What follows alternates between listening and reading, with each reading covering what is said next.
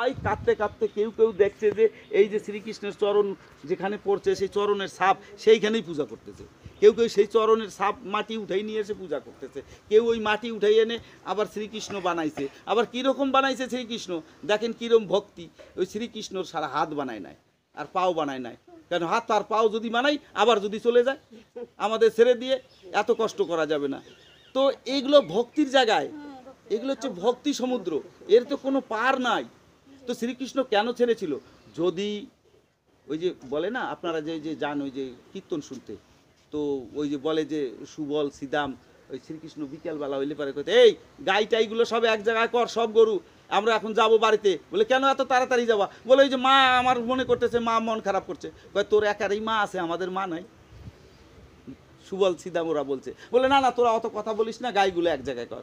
তখন সিদাম বলছে, দেখ ওই যে ধবলি শ্যামলি এরা সবাই আমার কথা শোনে, কিন্তু ওই যে কামিনী আর ধামিনী ওই দুইটা গাই ওরা কিন্তু কথা শোনে না। তো তুমি বাঁশি বাজাও, তোমার বাঁশিতে যদি তারা আসে।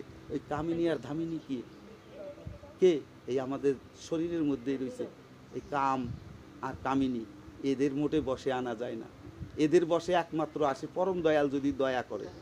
তাই বলছে যে ওই কামিনী ধামিনী ওই গাই দুইটা আমরা পারবো না, তুমি বাঁশি বাজাইয়া ওদের করো, বাকি গাইগুলো আমরা এক জায়গায় করি। হ্যাঁ, তো ওই কামনা বাসনায় জাতি যখন ওই 13 বছর যখন পূর্ণ হয় তখন কিন্তু বয়স বালক থেকে যুবক হয়, তখন কাম শরীরে প্রবেশ করে। সেই কাম আসলে পরে যদি শ্রীকৃষ্ণের মধ্যে সেই কাম আসে, কামনা বাসনা ঢুকে যায়, কারণ জড়জগতের তো, তাহলে এই বৃন্দাবন যদি একবার কলুষিত হয় তাহলে এই বৃন্দাবনের নাম আর এই পৃথিবীতে কেউ নেবে না। তার জন্য সে ওই বৃন্দাবন ছেড়ে চলে গেছিল। যে এখন যদি আমার দ্বারা কোনোরকম এত সখীদের সঙ্গে ঘুরি, যদি কোনোরকম একবার কামের ভাব উদ্ভব হয় তাহলেই তো সব খারাপ হয়ে যাবে, বৃন্দাবন কলুষিত হয়ে যাবে। তাই তিনি 11 বছর 29 দিনে বৃন্দাবন ছেড়েছিল। এই জন্যে বাচ্চাদের 11 বছর 29 দিন হওয়ার আগেই তাদের ওই মানে 12 বছর পূর্ণ হতেই তাদের দীক্ষা দিতে হয়।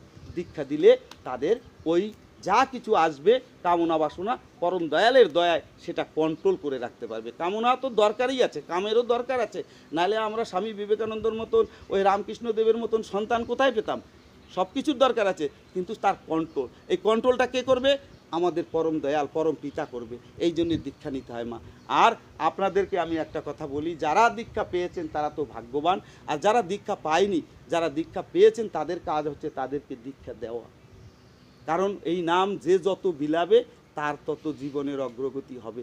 ওই যে আমাদের পরম দয়াল আমাদের গোবিন্দ আমাদের নিত্যানন্দ কি বলেছে, যে এই নাম বিলা, এই নামই হচ্ছে আসল নাম, এই নাম যে যত বিলাবি সে তত পার পাবি।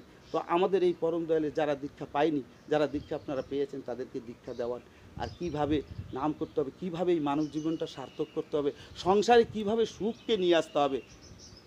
আর যখন আপনি ডিসিপ্লিন মেনটেন করবেন, সব কিছু পরিষ্কার পরিচ্ছন্ন, ঘর যদি পরিষ্কার পরিচ্ছন্ন থাকে, আপনার যদি ডিসিপ্লিন মানে আপনার যদি সব কিছু ঠিক থাকে, সেই ঘরে লক্ষ্মী এসে অটোমেটিক বসবে।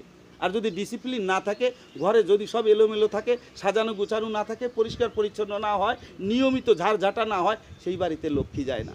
এই জন্য পরম দয়াল যেগুলো বিধান দিয়েছে সেই বিধানগুলো আমাদের মেনে চলা দরকার, মায়েদেরকে শেখানো দরকার। অনেক কথা বললাম মা, জয়গুরু, আপনারা ভালো থাকবেন।